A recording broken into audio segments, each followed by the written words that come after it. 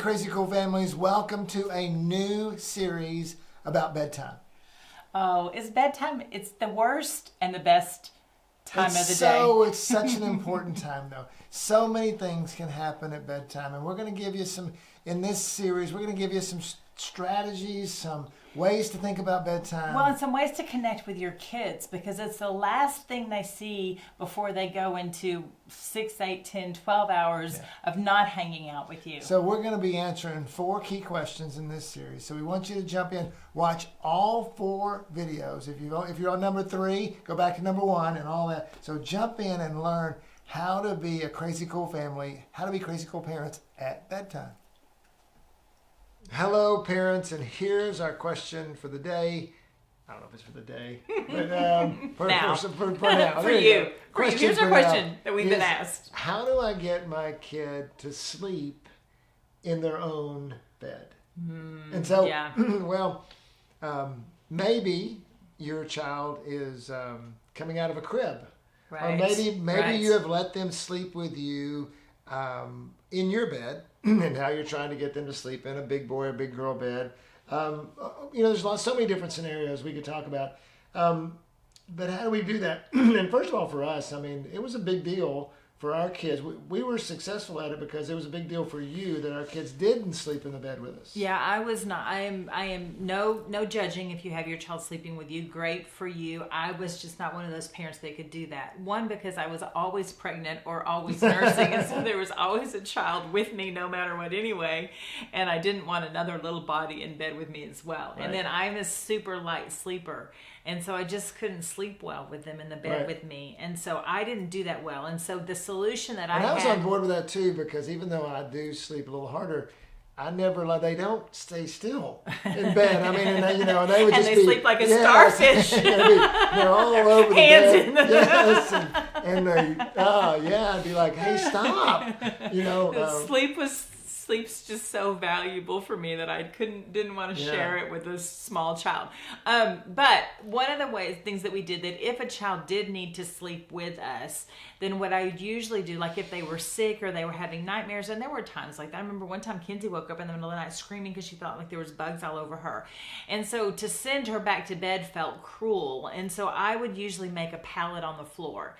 And so they wouldn't be in my bed with me. And so if you have built a habit where your child's been sleeping with you for all of these years and you're ready to transition them, then the first step is to build a pallet on the floor and they sleep down there. And you might have to hold their hand, while they're on the floor until they fall, until whatever needs to happen, whatever that looks like. But and so if they, maybe let's say the scene is that the child comes and gets in bed with you in the middle of the night, I would have a blanket handy and a pillow, and I would throw it on the floor and say, oh, mommy's bed's closed for you to sleep in at this point, but you can sleep on the floor. And I wouldn't make it super poofy and comfortable and just the best bed ever. I would make it a little bit not so comfortable so that they realize, oh, my bed's a way better deal. Yeah, and I think, again, there's so many different scenarios here. Let's say, for example, that your child has been sleeping with you. You're going to have to go through some steps in the journey you do. To transition. Cold turkey is going to be hard. Remember, and I don't know about you, but when I remember being in, 6, 7, 8 years old. My brother slept with me for a while, but then I slept on my own. And I didn't have a nightlight, and it was dark in there, and I could swear to you there was somebody in my closet. Oh, definitely. I just knew. Definitely. And I would actually I would think I heard the door. I would hear the door open, and I would just be sitting there, just sleeping like this, just knowing that beast was about to get me. So good. I'm so glad you brought that up. So that gets down to, why are they not staying in their bed? So the one habit is that you're going to have to train them out of it. But another habit is, let's say they've slept in their bed their whole lives and they're getting out. They have a habit of it. Why? You have to boil down to what's going on. And scared is one of them. Right. And so find out what they're afraid of, and then fix that. Okay, put a nightlight in their room. Leave the door cracked. Give them a special stuffed animal to sleep with. Say a prayer over at night. Put scriptures on the wall for them. But realize that their fears are illogical. And real. They're illogical, but they are real. They're legit. They actually, and with children, everything is way bigger. Like, we're like, there's nothing in your closet. That's where the whole deal of, this is stupid. There's nothing good. Nothing can hurt you, and the lectures and all the things. Get rid of all that. That's because good. they are. All you're going to do is put them in a worse state of mind. Because now, not only are they still scared because they really don't believe you, but also now mom or dad's mad at them, and so you've added to their angst. You've added to their issues, and so. Well, and then just remember when you were a child. I mean, I love it that you started with that story. That when you were afraid of that. I remember I was a very scared little girl. Yeah.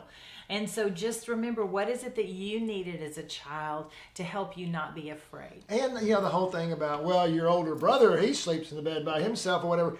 Okay, no. I mean, because all you're doing is, because some kids are more fearful. Some kids are more sensitive than others. You got to look at each kid. And like she's saying, get to the why with that kid. What's going on with them, and how can ask God for wisdom and discernment. Well, and I'm glad you brought up the big brother, because that's another one. Sometimes kids are just afraid to be alone. That was Michael. He did not want to sleep in his room alone. And so it worked out great that he had big sisters, so I would just throw him in bed with a big sister. And so if you've got a child that doesn't want to be alone and you have a sibling and the sibling's willing, then go ahead and have them sleep together. It's a short season. It won't be forever. But I remember with Michael, when we had his own room, we ended up putting 2-year-old Maddox in the room with him, and Michael was fine. Right. I mean, Michael was 6 or 7. He was fine. It's like that 2-year-old brother wasn't going to protect him from any monsters. And they were in separate beds, right? They were bunk beds. Yeah. And then we even put McCade in the room. We had all 3 boys in one room, and Michael was happy as could be as a 7 or 8-year-old, with his little brothers in there with him, because then he could be the protector. And so just get to the bottom of why. Yeah. Why they aren't there? Why is it because they're afraid of the dark? Is it because they don't want it? Because they want alone? Is it because? And then once you do that, then go after that. Yeah. So even our kids had blankets. Yes. And so Suzanne just did a great job, and it actually irritated me at first. In the first few years, it irritated their husbands because they're like, "Oh, you don't need a blanket anymore." Well, I mean that, but also it's like we always lost it, and it was always somewhere. But it was like, oh, where's the blanket? It was like the blanket was this key. It was the key to life. If we had our blanket, then all was good in the world.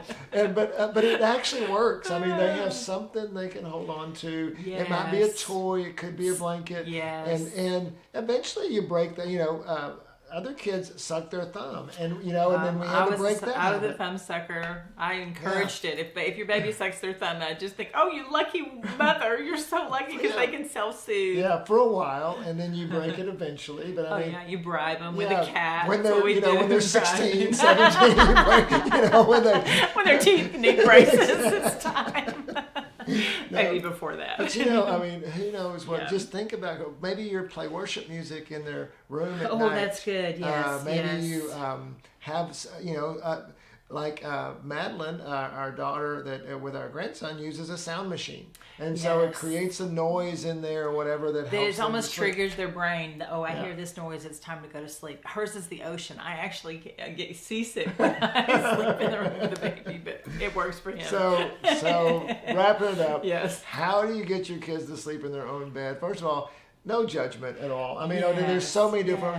Whether if you're one that likes your kid to sleep in your bed with you, great. If you're one that doesn't, great. Don't judge yourself. Don't go through the guilt trip of, oh, I'm damaging my kid or whatever. I don't know that there's any right or wrong answer with that. Where the right or wrong answer is, build relationships. Exactly. Where the right or wrong answer is don't let your anger get the best of you. Where the right or wrong answer is take steps in the process and realize you're training them. You're training them to go to sleep in their own bed. You get to do that. You're the parent. Yeah, have patience with it. Realize that it takes time for it. Hey, doesn't it take time for you to transition? I know it takes time for me to transition. It takes time for our kids to transition. So good luck with that transition, and good luck with all the steps you need to take in getting your kids to sleep in their own bed consistently. Yes. And go to bed on their own and have a great night's sleep.